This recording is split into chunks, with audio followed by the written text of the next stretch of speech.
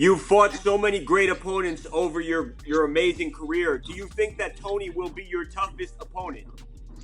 Yes, I think just my opinion, like last like couple of years I compete with guys like Barboza, Dos Anjos, like Conor, Poirier, Yaquinta, all of these guys not tough like Tony Ferguson. And that's why now I feel I have real motivation, because like before, when I watch like all this opponent, I think, okay, I can beat this guy. Of course I work hard, but right now this like very very tough opponent. That's why, and we focus like always, but right now we have more focus, more hard work, and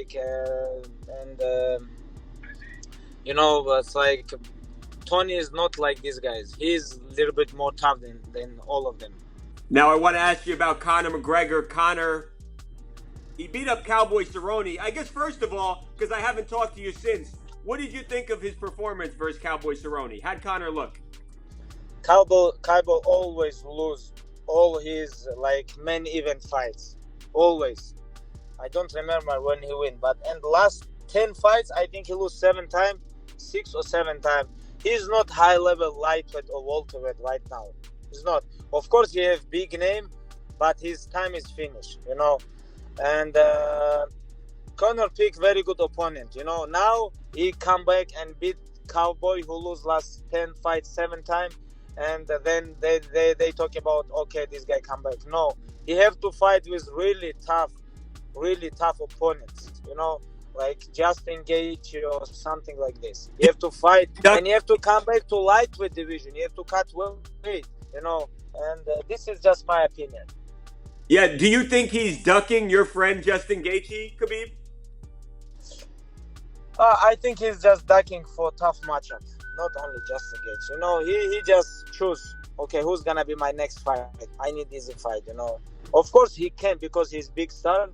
But anyways, let's talk about me. Let's talk about my next fight. But can I ask you one more question about Conor? Just because he says he wants to fight you. You're the toughest guy, period. Toughest guy in the whole UFC. I think people wanna see just continue what happened last time. They just wanna see drama, Like if you ask people, okay, guys, what do you think, guys? Who gonna win?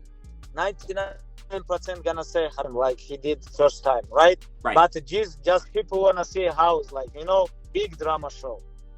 Only for this one, If we talk about money, this is good. If we talk about drama, this is good. If we talk about real lightweight contender or real lightweight championship fight, this is not good. This is not real lightweight championship fight. But if we talk about drama and money, of course, this is good. But I come here for show, for make my legacy.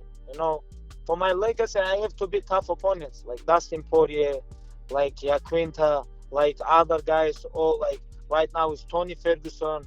I have to beat all of them, who's like real contenders, not fake contenders.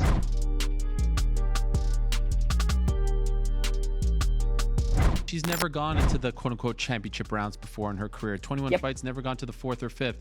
Do you feel like that's something that could come into play? Like, would you like to extend the fight so that you can test her cardio and how it would, actually play out in the 4th and 5th rounds? This is something that you guys have talked about.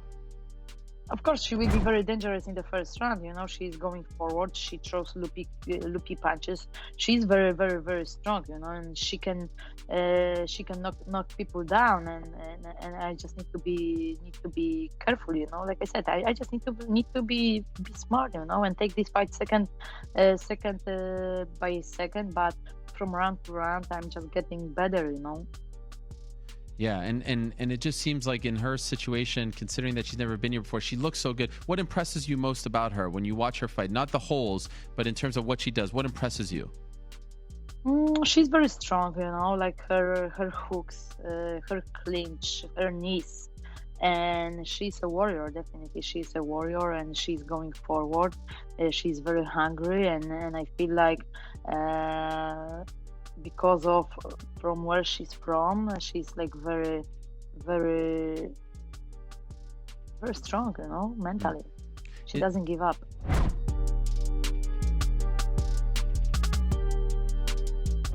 fellas, I'm learning the sport. Muay Thai, bend naked choker. I don't know. I never said I knew. What I said was, I was at that fight.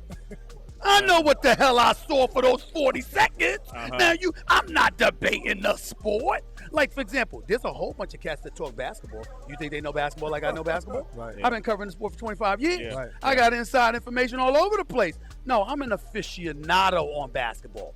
I'm a reporter and spectator everywhere else. So as a result, I might sit up there, like, for example, you might have somebody like my man Max Kellerman. You cover boxing. Max could tell you who the 30th ranked fighter was. Give a damn about him. I see him when he get up to the top 10. I'm focusing on him because I ain't got time. I got to do all of this. I ain't got time to watch the 30th ranked fighter. You see what I'm saying? But if I did watch him fight, I know boxing enough to know what I saw. So when you had cats coming at me, I'm sitting there, whoa, wait a minute. I didn't sit up there and say I'm Joe Rogan and I'm breaking down the nuances of the sport. I'm saying I saw Conor McGregor fight this dude for 40 seconds. I saw this dude get hit with 3 shoulder shrugs right to his nose. He backed up, had a chance to run away for a few seconds to gather himself, didn't do it, only did one side kick, which didn't connect, then got kicked in the side of his head by Conor McGregor. He goes down and out. This is your 50th fight, dog. Yeah. You didn't know how to back up and catch your breath. And oh, by the way, you went out in 40 seconds. Then we find out it's your first pay-per-view fight. Oh, how many times we've seen brothers step in the ring and they going like this. Bright lights might have been too much for them. But because it's Cowboy Cerrone and it's the MMA, suddenly I'm not allowed to say that? That's ridiculous.